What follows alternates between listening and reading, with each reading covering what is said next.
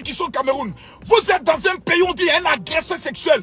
Vous êtes incapable de rendre justice. On prend le soin de dénoncer ça au niveau du monde entier. Vous allez venir me dire de parler des choses de mon pays. La femme n'appartient plus à un pays. La femme n'appartient plus à un continent. La femme appartient au monde entier.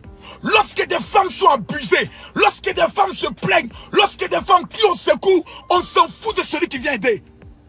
Qu'on est en train de parler d'un prédateur, d'un bonhomme qui a à son actif plus d'une centaine de victimes, filles comme garçons confondus. Le témoignage de cette jeune dame, de cette jeune demoiselle, qui à l'époque avait 19 ans et a été conduite à Buea, au picking money. Picking money, c'est-à-dire, c'est en anglais, picking money, ramasser de l'argent. Et qui a été conduit à Buea par Xavier Abena. Xavier Abena, qui est l'homme de main de Bobda. Xavier Abena, qui est cité dans tout ce qui est négatif. Et cette jeune femme dit qu'elle s'est retrouvée à Buea, au picking money, au domicile, dans la résidence d'un certain, le nom, je sais, Dangote ou Dangote. Je vais essayer plus tard de trouver son nom. Et là-bas, il n'y a plus des gamins en fait, des gamins, des gamines. Il n'y a personne là-bas qui est âgé. C'est des enfants, on retrouve les enfants, 15 ans, 16 ans, 17, qui a été leurré par l'influenceuse Pierre Précieuse, qui lui a fait savoir qu'il partait à Buea pour promouvoir la marque d'une marque de vêtements, pour faire du mannequinat, et qui s'est fait violer cet enfant de 17 ans, qui s'est fait violer à Buea.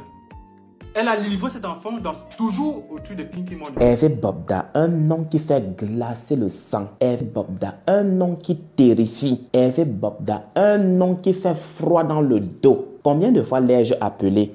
3 fois, n'est-ce pas? Juste pour vous signifier combien cette personne est méchante. Juste pour vous signifier combien cette personne est avide d'humanité. Juste pour vous signifier combien cette personne se rapproche du prototype même du diable. Laissez-moi une fois encore signifier qu'à cause de cette personne, toute la jeunesse camerounaise est en pleurs. Bon, pratiquement toute la jeunesse camerounaise. Hervé Bobda est considéré aujourd'hui comme l'ennemi numéro 1 de la jeunesse camerounaise. Cet homme a fait plus de mal que Credonia.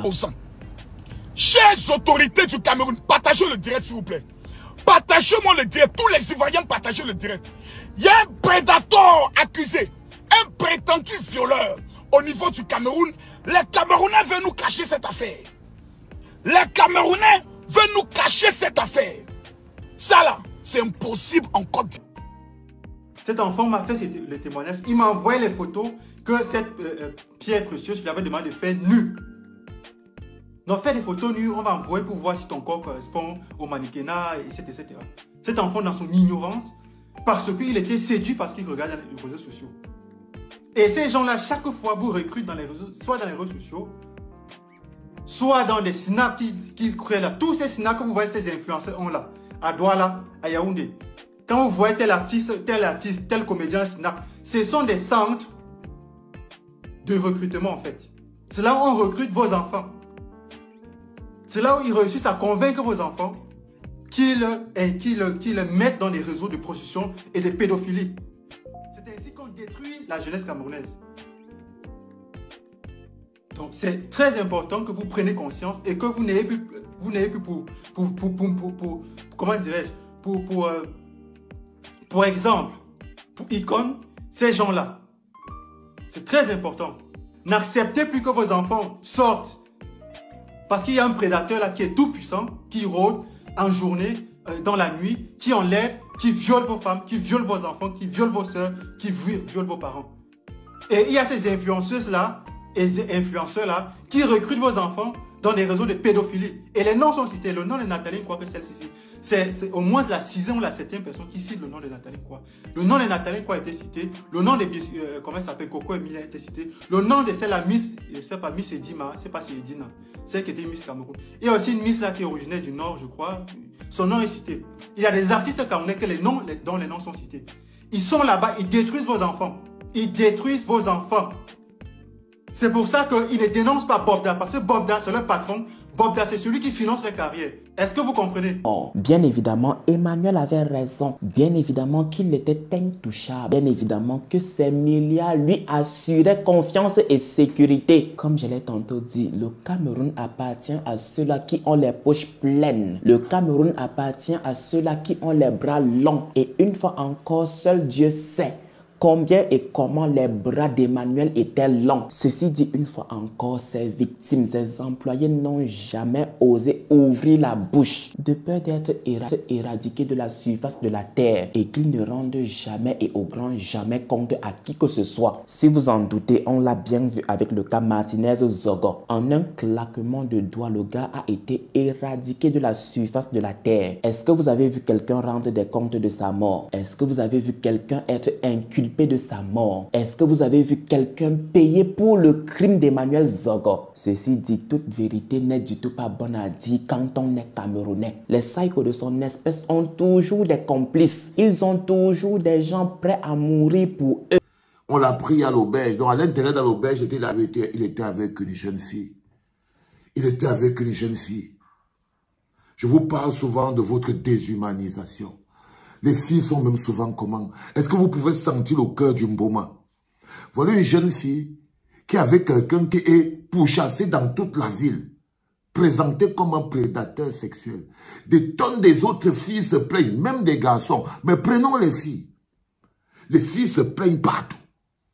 Il a fait du sale ici, il a donné le sida ici, il a donné les enfants ici, il a fait le violenté ici, il a provoqué... C'est-à-dire que son score... Ça veut dire qu'il n'y a pas quelque chose de plus dangereux pour la gente féminine au Cameroun en ce moment que le monsieur Bob Dalla. La question est de savoir qu'est-ce qui se passe au niveau du Cameroun. C'est la question que moi j'aimerais savoir. La femme est sacrée. La femme est sacrée.